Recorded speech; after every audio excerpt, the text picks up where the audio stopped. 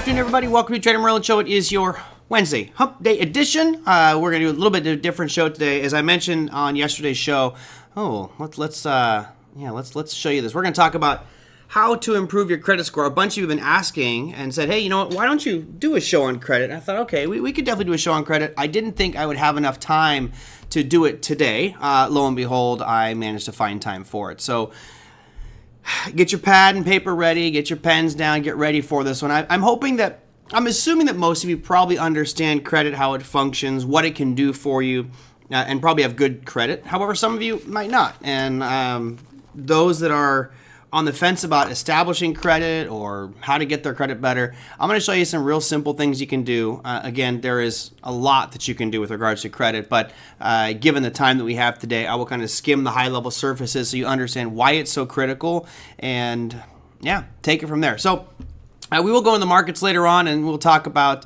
long run on starting ads. Well, there shouldn't have been an ad at the beginning. I'm trying to cancel the ads as they come through, but we'll see. Okay, so let's start with this. How to improve your credit score. This isn't just how to improve your credit score. It's really about understanding credit, all the perks and reasons why you want to have good credit. I've had conversations with some of you in the past, and you're like, I have zero credit. It's like, oh, wow, you may be missing out on a few things. So before we dive into all of the perks, where really what credit helps with, understand at the core what a credit score means to anybody looking at it. It's literally a stamp of accountability, of trustworthiness.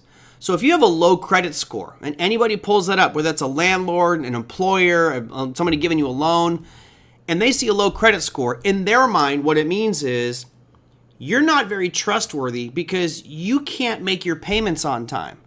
So if you can't make something as simple as a car payment or a loan payment on time, then how can I, as a potential employer, trust that you're going to be to work on time or do the projects I'm asking you to do on time?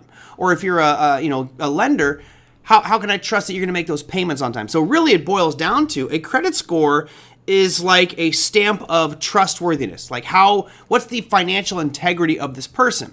And while that is specifically about numbers, that may actually stretch out into even more, right? That may stretch out into someone's personal life and just how are they as a person with regards to integrity. So keep in mind, it can impact a lot of different market segments that may benefit you. And I ran through a whole list of them here, just kind of one by one. Obviously, the big deal here is lower interest rates, right? That is a huge factor for anybody who's looking to buy a home. I'm going to bring up real quick 30-year mortgage rates so we can kind of go through. But to give you an example, here's that 30-year fixed rate mortgage. This is out in California. Let's assume we need a $300,000 loan and 20% down. Well, if your credit score is at 580, you're paying. They won't even give you a loan. It says no date available. They're not going to give you one at all. Let's say we go up into the 630s mark, 8.37%. Right now, if you go up to the top level, I'm paying 6.5. That's almost 2% more on a $300,000 loan. I mean, I think you guys can all appreciate that is a tremendous amount of money. That's That's almost $6,000 a year in extra interest. And the only difference is you're paying that $6,000 because you have a poor credit score, and the person who's got the 800 plus is saving that $6,000 that they can use for something else. So it really is, at its main sense for me, credit is critical for you getting loans, getting the best rates. And remember, part of growing your wealth and increasing your net worth is using loans. It's using borrowed money and making investments with that money or investing that money in places that will get you a better rate of return. For example, many here, we've had this conversation before, many of you have locked down a mortgage on your home. Let's say you got a 30-year fixed rate mortgage under 3%. That's phenomenal. You could, in theory, first off, you have an asset in your home that should over time appreciate at around 5 to 8% per year, depending which real estate association you talk to. But you do get appreciation of real estate over time. So you borrow at 3%, I'm earning 5%, I'm making a 2% net over time. Great, do it. Now, some people could even go one step more aggressively, and if the market's trending, take that money and buy equities with it. Now, I certainly do not I would never encourage anybody to take loans out and just be buying stocks. I think that'd be a foolish thing to do. But when you're borrowing money at 3%, 2%, it can be very enticing to do so. So number one, you're getting lower interest rates. Number two, higher credit limits. So once you start this process, which I'll show you here today, you're going to be given some credit numbers. And many of you right now, I'm pretty sure everybody that's watching this program right now, I can increase your credit score by the end of the show. If you not your credit score, but your amount of credit available to you. It's really simple to do. Why would that be important? Because as we're going to look at here in a second, part of the consideration of your credit score is the total available credit, the whole pie, and which slice of the pie are you using. So if I have let's say I have $5,000 worth of credit card debt, and my total credit available is $10,000. I'm at 50%. That's instantly going to drop down my credit score because I'm using over 30%. That's kind of the benchmark that the industry uses is 30%. So I've got $5,000 worth of credit debt, $10,000 max. I'm not good. What I can do is I can request a greater balance, and if I can get that credit score to jump from credit amount from $10,000 to $20,000, now I still have a $5,000 balance, but it's on $20,000, which is only 25%. My credit score will drop instantly. It will drop. The next report you get, your credit will drop because of credit utilization. And we'll talk more about that as we go. So those are some simple steps there. Higher credit limits will help you actually increase your credit score. It doesn't mean you have to use it. I'm telling you guys, at almost every opportunity, I will go and increase my credit available for credit cards that I get. I don't use it. I never use it. It's just to keep raising that ceiling of availability so that in the eyes of the credit card company, man, Merlin has this huge amount of credit available to him and he always pays on time and he doesn't abuse it, his credit score is going up, right? So that's a simple factor there. Higher credit limits. Number three, easier loan approval. I'm sure many of you have been through this process. If you are trying to get a loan, I'll go back over here. I thought this was kind of funny. If you're trying to get a loan with an 800 score, it's smooth sailing, man. Very, very, very easy. But if you're down in the 620 to 630 mark, you might struggle to find someone to give you a loan. And if they do, they're going to charge you higher loan fees. I mentioned here, it doesn't even look like below 600 that they're going to give you a loan anywhere. That's another big factor. So the easier it is to get loans, the easier it is to get that money that you need for whatever it may be, whether that's a car or a home, etc.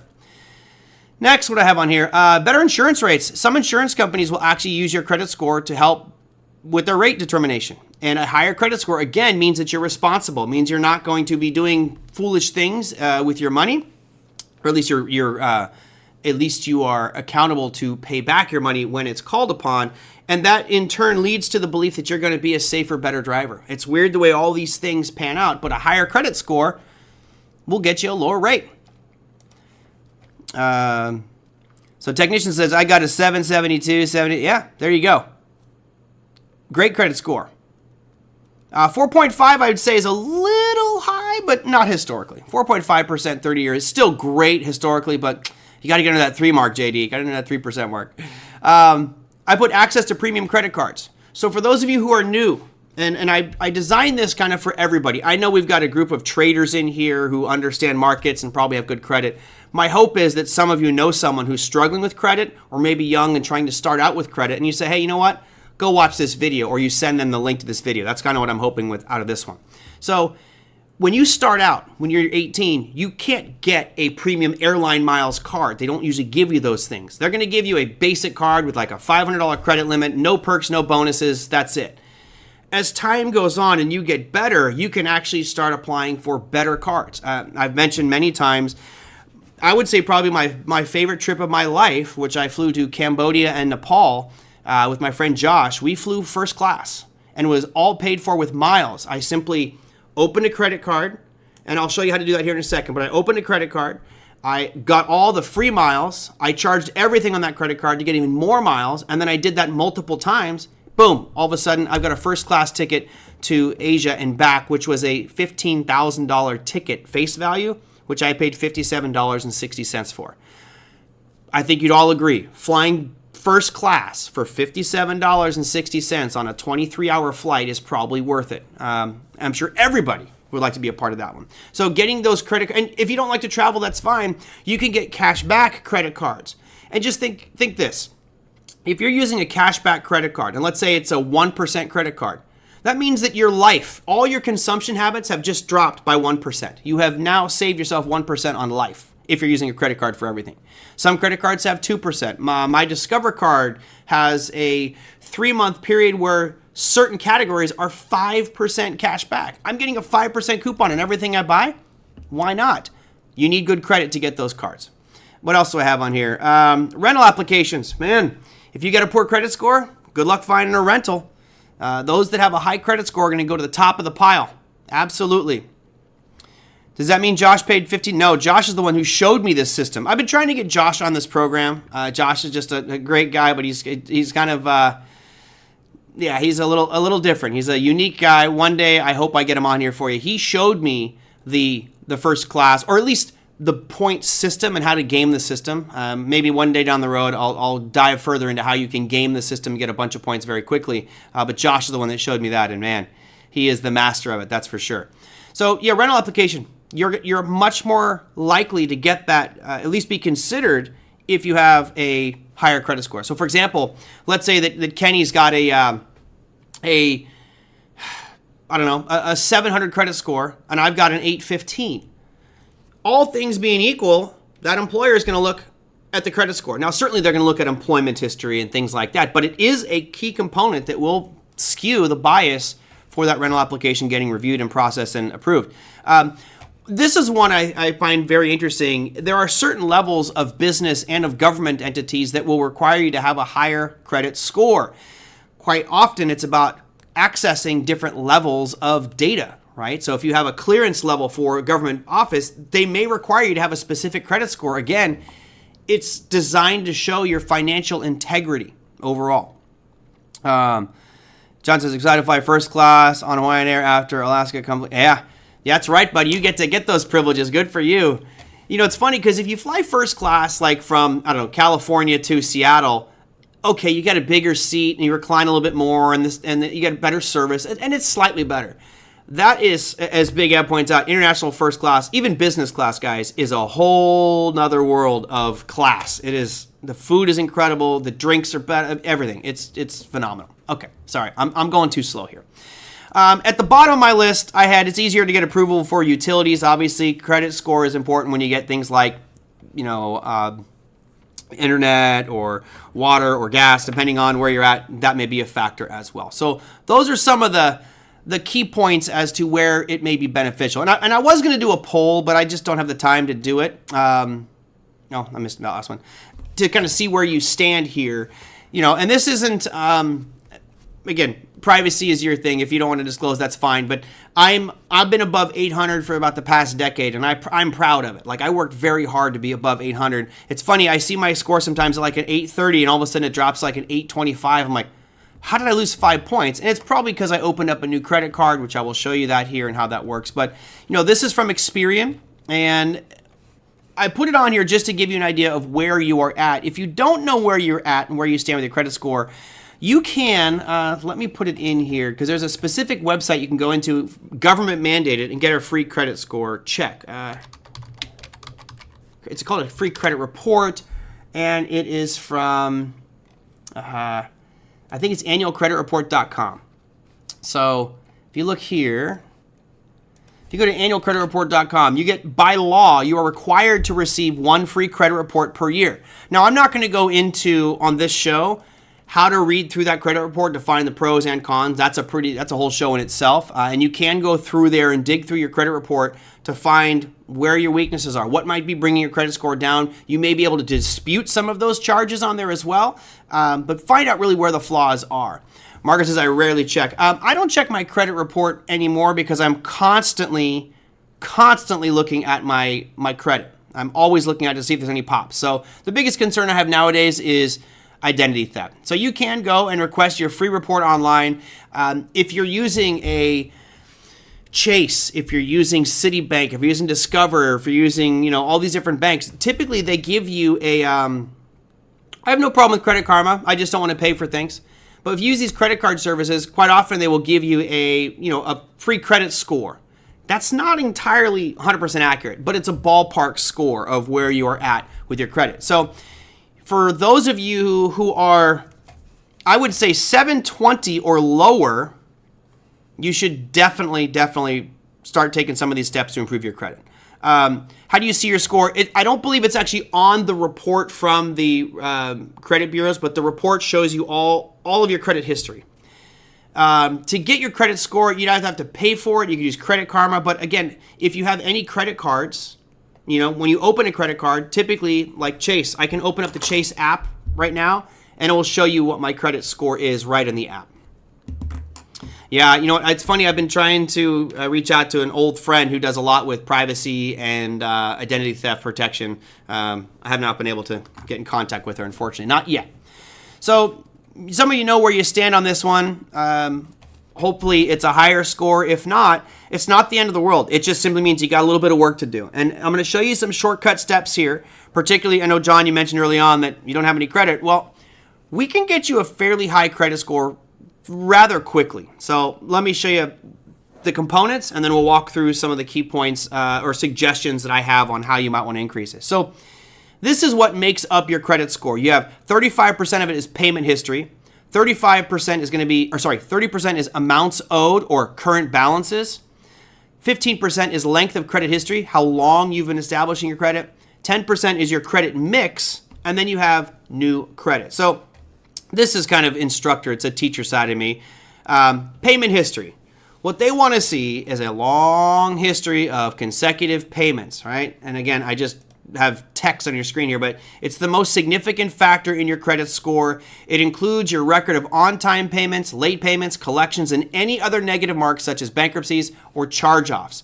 If you have a bankruptcy or charge-off, your credit's screwed, period, right? You're going to have to it's going to take you a few years to get that back up to snuff. A negative mark is not super detrimental. Collections is very bad. In ranking them from worst to first, you certainly don't want to have any bankruptcies or charge-offs. Those are the bottom of the barrel. Very painful for your credit score. Collections is also really bad. A late payment, those are going to be negative marks. It's okay, but let's be honest. You should never have a late payment, right? Every single one of you should be paying in full every month. And if you can't pay in full, and I get it, sometimes we don't have the money. Maybe you got $15,000 worth of credit card debt and you got $1,000 to your name. I get it. You can't pay it off. But you better go into the app on your phone or go to their website for that credit card and sign up for automatic payments every month. That way you'll never accidentally miss a payment. Has anybody in this room, and just be honest with me, this isn't an embarrassing thing, have you ever accidentally or forgotten to make a payment on your credit card? Ever in your lifetime? I have. I was 18 or 19 when that happened. And it got lost in the shuffle. I put the bill somewhere and I forgot about it. I opened up and it literally was like 3 days late. I'm like, oh man, doesn't matter. 3 days late is 3 days late. Boom, ding my credit score. And that was a pretty hefty hit. I have never missed a payment since. And the main reason is 100% of my credit cards, all of them, are fully automatic. And I pay my balances in full every month. Missing one payment can have a serious impact on your credit score. Remember, it's about your integrity, and now you've missed a payment. Your trustworthiness went down a little bit. Years ago when I had cards, John, while on vacation, Yunts, and I asked for the fees to be waived, they were, wow, that's very nice of them to waive your fees. They certainly didn't do that with me. Mike Mitch, is this Mike Mitchell from Sacramento State? Is this my old roommate from Sacramento State, Mike? My roommate was Mike Mitchell, who I haven't talked to since college. That'd be really kind of crazy if that was you, buddy. Probably not, but maybe. So good. I see it's happened to, they gave you a grace period. Okay, cool. So we know it just, and part of the reason I asked for that is for anybody who's maybe new to credit, it happens, right? However, knowing what you know now, it should never happen again, because literally you click a button, you say, pay the minimum. If you can't pay the whole thing, then pay the minimum. At least you'll know you'll never miss a payment. And again, since it's 35% of your credit score, it is critical that you do that. Joe says, no, always auto pay. Right. It's such a simple thing. I have a couple friends that for some reason they butt heads with me on this one. They refuse to set up auto pay. And I'm like, now you have stress. You got to log in and make payments every now and again. You have to set an alert for yourself to remind it. I don't. I just go, oh yeah, it was paid, because I know it's paid automatically. So much easier. So that's your biggest piece, is your payment history. Your next big slice of the pie here. Oh, one other trick. So when I built a whole course on credit and credit management, I interviewed a lot of people that were in the industry, and I learned something very interesting. I'm not sure how true this is, but a woman who worked in the industry told me that if you make extra payments per month, it actually will increase your credit score incrementally by like a point or two. So how is this going to benefit you? Well, look, if you've got bad credit, you look out here and it says make an extra payment each month. So let's say, for example, you have set it up to pay in full every month, right? That's you've done it. You're not worried about it. All your balances are back to zero every month. So you set that in full. What you could do, and let's say your payment is on the first of the month, right? And on the first of the month, your credit card is paid in full, done. You make sure the money's in your checking account, good. However, to help increase your credit score, what I was told you could do, and I don't see why this would not be true and it's not going to hurt you to do it, is instead of waiting for it to be paid in full every month, just log in every now and again. Let's say you log in on the 15th and pay, let's say, $50 of it. Doesn't matter how much, but making a payment multiple times per month apparently is supposed to increase your credit score slightly. So for those that are in a rush to build that credibility and get your score up, hey, just log in every now and again and just pay $20 or $50 or whatever it is. You're still going to pay in full at the first of the month, but now make a couple smaller little payments and that should increase your credit score. All right, let me see. Technician says, please get me above 800 and how early can I start and the best way to give my kids a leg up before 18. Oh boy, let me get to that at the end. That's a great question, JD. And you absolutely should get your kids understanding credit, the value of money, knowing that a credit card can get you money but shouldn't be used unless you need it. Right? I think one of the big problems that I saw with my generation was as soon as someone gets that credit card, they're like, "Ooh, sweet, I just got $5,000." Well, yeah, of borrowed money at a very high rate. That doesn't mean you got money. It's a tool to spend with, but you also have to match that back end of paying for it, right? So yes, let me get through this part here, and then we'll go into open Q&A. But man, you guys got some good ones. So let's see. Autopay is good as they will wait until due date to collect it. Yeah, perfect, right? You get the longest time stretch. I asked about that, but I was told by the bank reports only one time a month. Yeah, you know what, John? I have no 100% verification. This was someone who worked in the banking industry who told me that one. So I'm hoping that's true. Like I say, is it going to hurt you to make an extra payment once a month? Nah. And you don't have to do a lot. Just do a little bit. Mike says, Bank of America lets you know your FICO score on your bill pay app. Yep. So most banks will do. So if you have a credit card with Wells Fargo or Bank of America or Chase, there's a feature in your app that will usually give you a credit score. All right, next one. So we did payment history, which is the biggest one. Balances is your next one. This is a cool little piece here. Now, balances, what that means is how much money you have on your card. So for the podcasters, I'll read the screen. It says, this factor considers your credit utilization ratio, which is the amount of credit you're using compared to your total available credit. High credit card balances relative to your credit limit are negatively impacting your score. This is a biggie.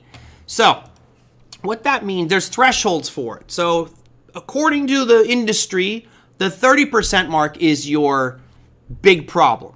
And it's the screen writes and it shows, 30% of your overall credit. That's not entirely true.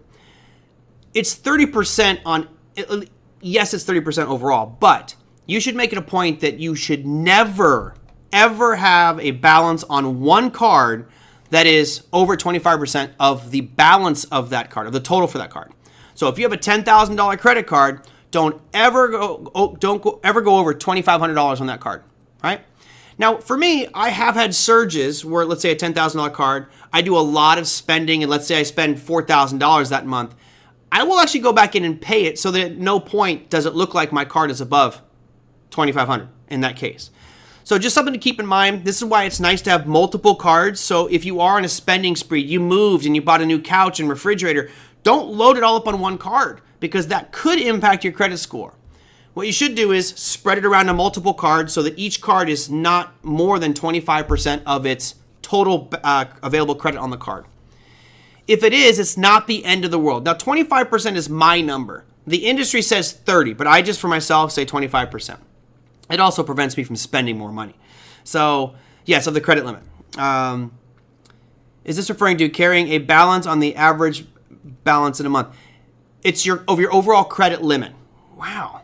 I got ads are just flooding here. I'm skipping the ads for you. So again, John, if you open up a new card and your card says it's only a $500 balance because you don't have established credit, then don't ever try to get it over 125 bucks. I know you're like, but that's nothing. Yeah. Within 2 or 3 months of having that credit card, I can show you a button you can click and it'll say you'll get more credit. But it's really about carrying the balances. So when they report to the credit agencies the balance, that's when it's a problem. So for example, let's say I have a $10,000 balance, right? Or $10,000 credit limit on my card, one card. And right now it's $4,000, but it's going to pay in full every month.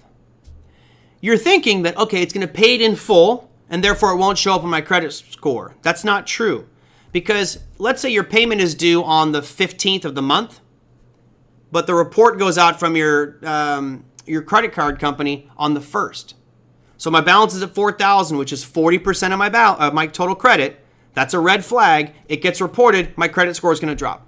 So it's about timing of when their credit is reported, which is why I always encourage you to always keep your balance less than 25% on a card. That help out? Do you use Apple Pay? Yeah, I use Apple Pay. Not very much, but I do use Apple Pay. I'm looking for a single A, so if I tell them I have a FICO score of 840, well, that... Hey, you know what? I think we're actually getting to that level. We're getting to that point where people are going to start asking that, like, hey, so what's your credit score? Like you put out a Tinder profile and you're like, hi, my name is Merlin. I'm into fish. I host a show on YouTube and I have an 840 credit score.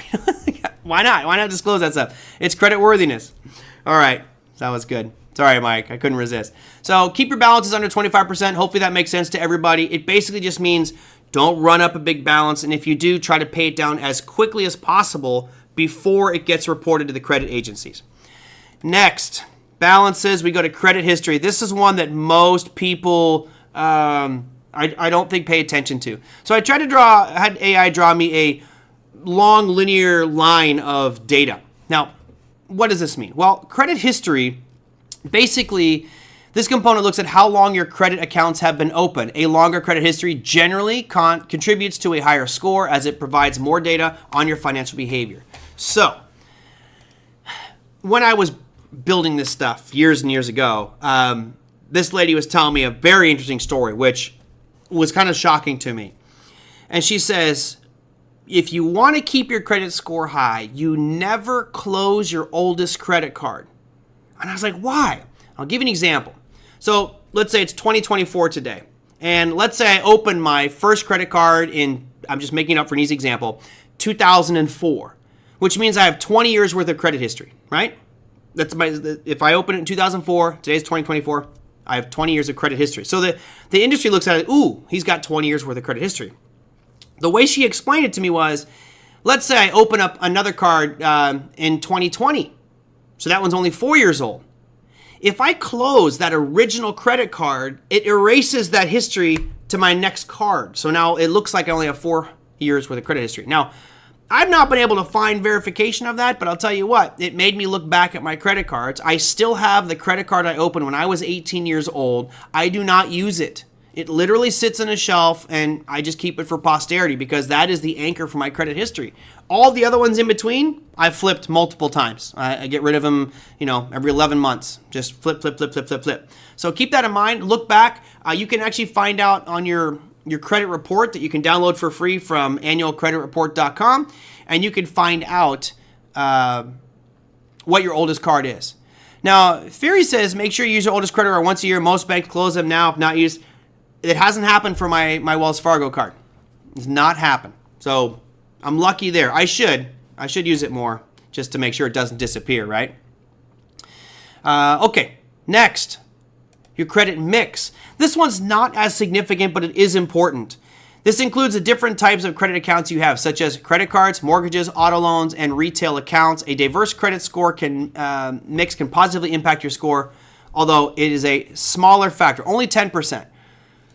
When, again, she was telling me that what you should do is not have like 3 Visa cards. Maybe you have a Visa, American Express, a Discover card. So you have a mix of different ones. And in this, definition on the screen, it's saying, get loans and stuff like that. I don't know if you necessarily need that, but have different sources of credit. Maybe you have a Macy's card or some store you like, or Victoria's Secret if that's your thing. But mix it around a little bit. Having one source may not be the best. Having multiple, I put it here as a kind of a guideline. I just said have a minimum of 3 different credit cards, right? And maybe it's a gas card that gets you gas perks, right? Maybe it's an airline card so you can get the rewards, and maybe it's a Discover card so that you can have a no annual fee card that gives you cash back. Whatever the case may be, those are the kinds of things that you want to mix it up with. Again, it's smaller, it's 10%, but still important. And then here's one that needs to be mentioned, even though it's only a small percentage of your portfolio or of your score, that is new credit. Now, you can see here it says 10%. So this is a smaller weighting, but it could actually have a pretty big impact. This factor considers the number of new credit accounts that you've opened recently and the number of hard inquiries on your credit report. Opening several new accounts in a short period can be seen as negative behavior. All right, so what does that mean? There's a hard inquiry and a soft inquiry. A soft inquiry would be someone that's just looking at your credit score. A hard inquiry is actually pulling your credit report. So when you go and you apply for a new credit card, that's a hard inquiry. I'm trying to come up with a good example of a soft inquiry. If you're actually getting a loan or getting money for it, that's going to be a hard inquiry. Like someone looking at your rental application is not going to be a hard inquiry because you're not getting money. They're just looking at your score. They're checking it. So if you're getting money and looking to get more credit, that's a hard inquiry. You want to keep those to a minimum. Now,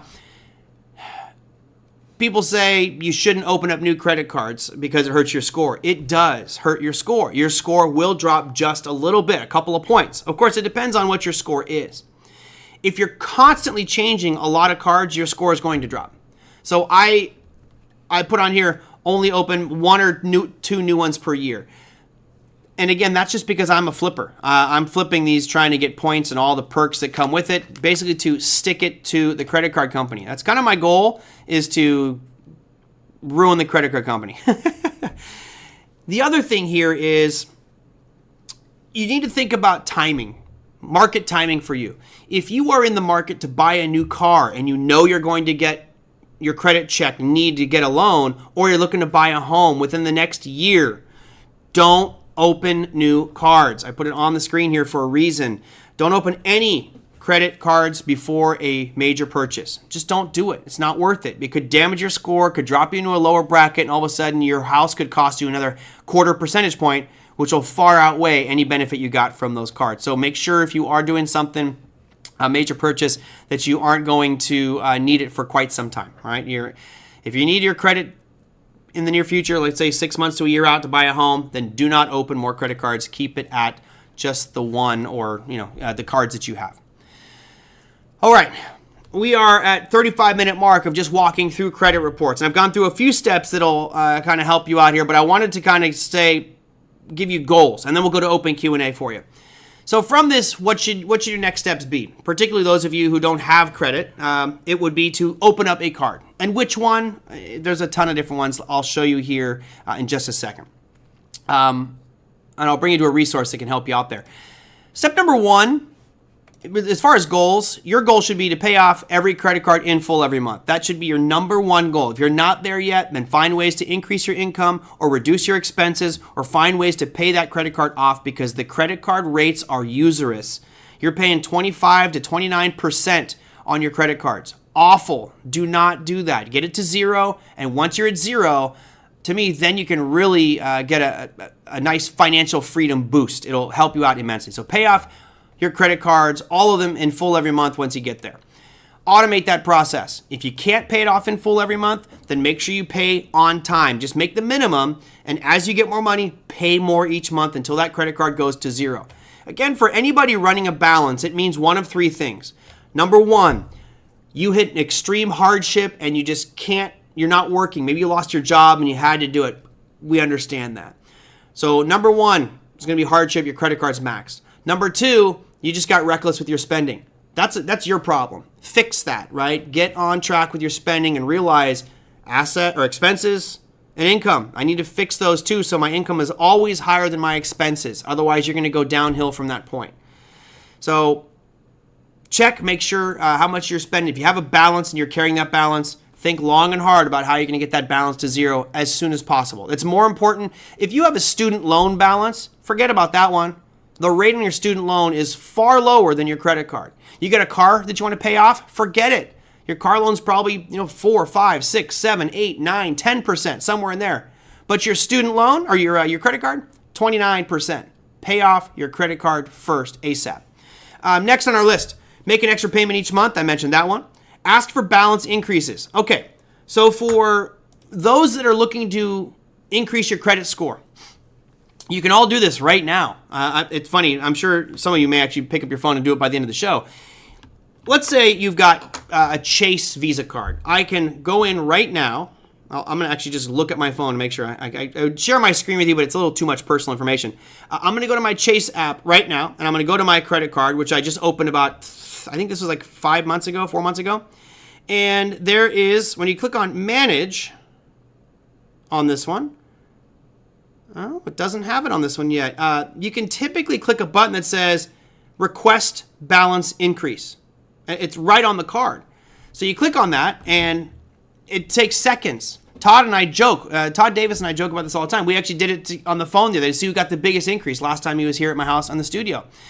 Not that often. They'll probably maybe once every 6 months, maybe once a year. I do it probably once a year. But the button's not lit up on this one. This card's only a few months old. But as soon as you can, try to get that increased.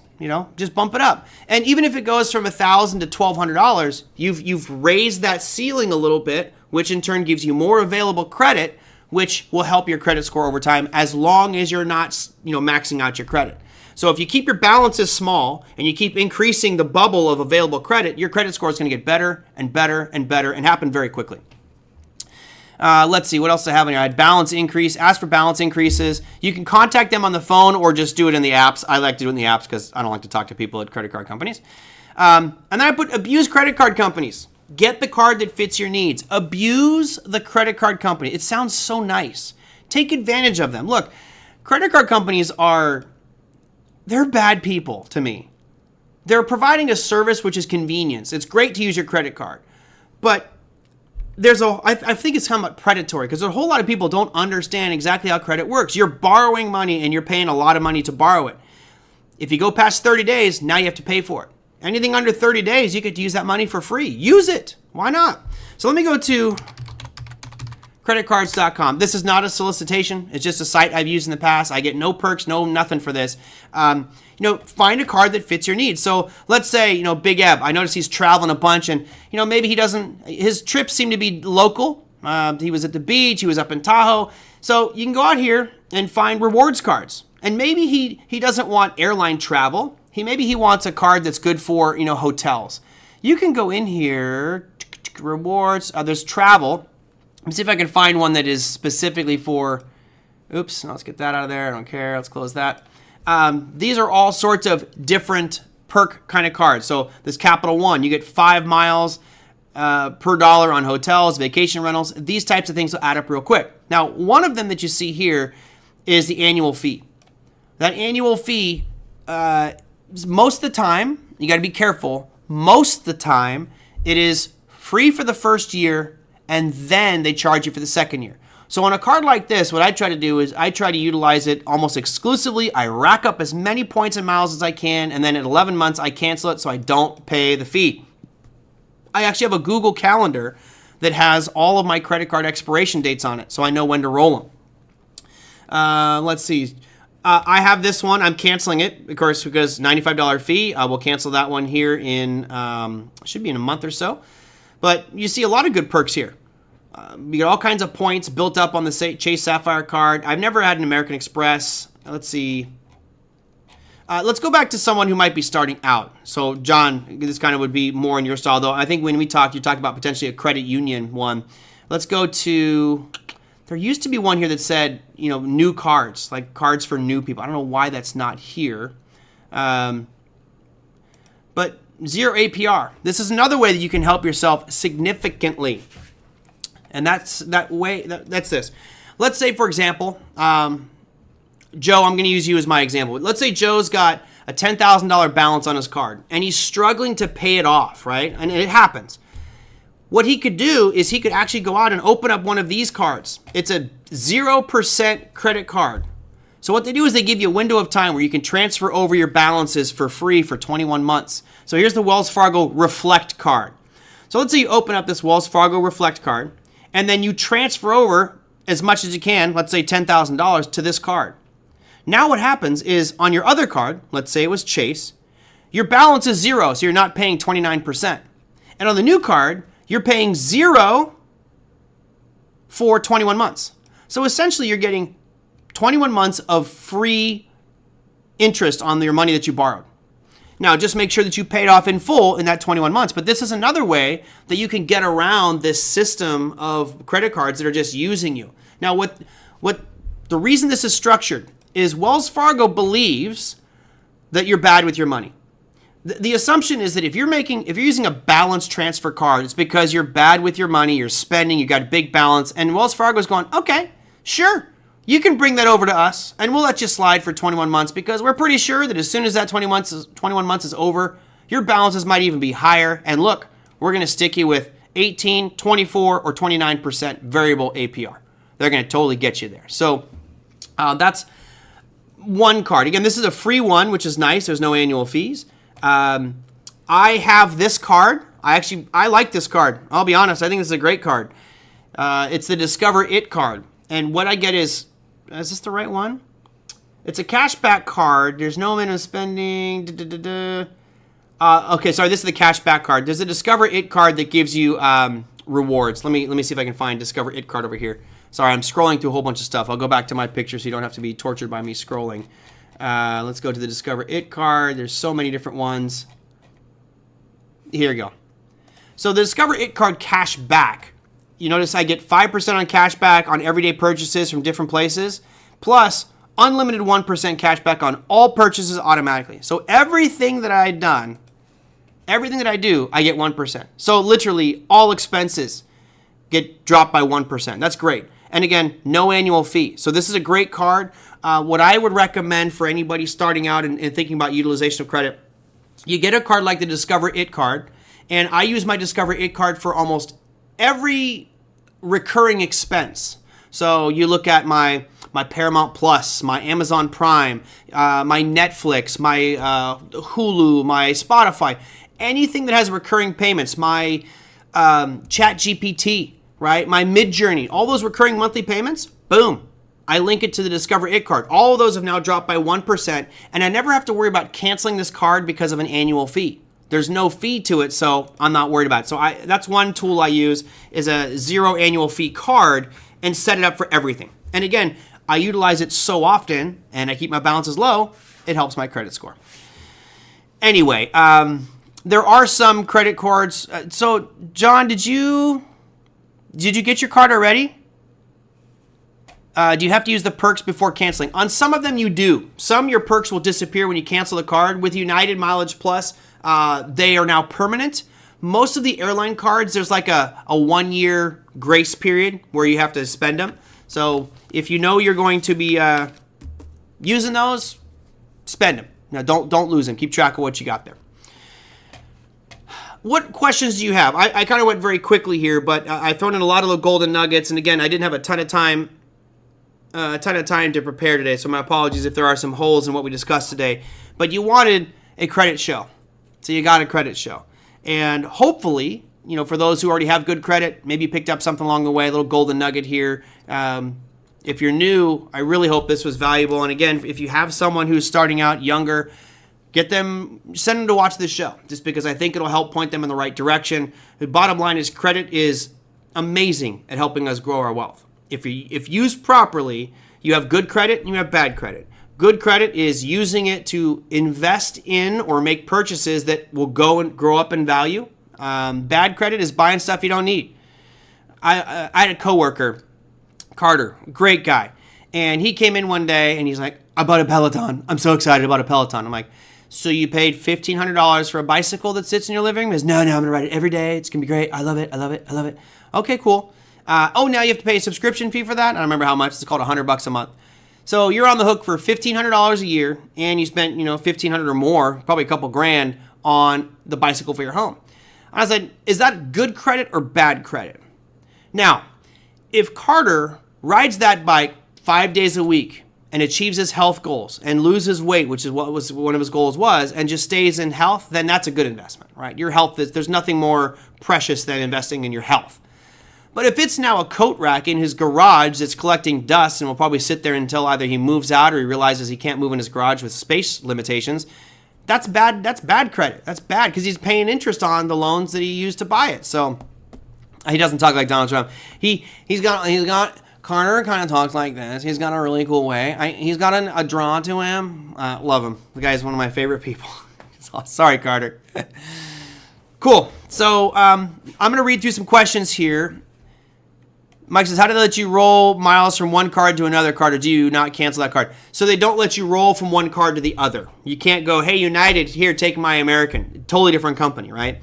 So I'm building up multiple. So I have right now one business class ticket on United. I've got another business class ticket anywhere in the world on American. And I recently just opened up a United card again just because they gave me an amazing amount of points. So I'm racking up more points on that one. But United now is permanent miles. So whatever's there, I can keep forever. So I'm going to kind of continue to use United that way. The American one, which I'm going to be canceling here soon, I'm going to have to plan a trip shortly after that using those points. Let's see. I use Amex points to pay for items on Amazon. Great. Yep. I also have a lot of points on my LLB card, which I use to purchase clothes. Perfect. There you go. Right. And Margaret, that helps contribute to your overall mix, right? So you've got multiple cards there. You've got a clothing retail one. Fine. Good. John says no credit mortgage is out the window if I open up any credit whatsoever. Wow. That's unfortunate. So John, what I would say is if you're already pre-approved for that mortgage and it wasn't a higher rate, if I remember, then get that mortgage. That way you can secure it and buy what you want. Then, like the day it closes and everything's signed, sealed, and delivered, immediately start your credit journey. Get a credit card and start building it up. And if you can get that credit score even higher, let's say within a year you go from 6 something up to 700 or 800, then you can refinance that at current, probably the same level it is now, and get a cheaper rate because your credit score is much higher. Okay, 1%. 1%. What one less friend? No, Carter's such a good guy. Carter will never unfriend me like that. Jeff says, yeah, I'm tired of subscribing for everything. Yeah, unfortunately, that's just part of it, right? Nickel and dime us to death. They do. And the thing is, they assume that you're going to forget about it. It's like 24-hour fitness. Why does 24-hour fitness do so well? Because they have, out of 1,000 people that pay the monthly fees to go to their gym, maybe 100 actually go. So they got 900 people that are paying recurring payments every month that don't go anymore. Are you in that group, guys? Anybody here paying a gym membership fee and you're holding your head in your hand going, yeah, I got to go. I got to use that gym membership. If you're not going to go to your gym, cancel it. Cancel that fee. You're throwing money out the window, making these recurring payment companies rich. I would like to see a 3% cashback card. Well, Naum, Discover is 5, all right? If you look at something like this one here, this is the Blue Cash Preferred. You have 3% on gas stations, 3% on taxis and ride shares, 6% in supermarkets and streaming subscriptions, and 1% back on everything else. I mean, this is a pretty good card. The only problem is $95 a year. Notice here it says 0 for the first year and $95 after. So, this is one that you could use and save yourself quite a bit of money over the course of 1 year, and then get rid of it unless you want to keep that card. Let's see, what questions do I have here? Plus LOB gives me free shipping and free returns if I use their card. So does Amazon. Amazon has a lot more to choose from, but LL Bean's a better company for sure. Better company is like it's a wholesome company as opposed to Amazon, which is a behemoth. Let's see.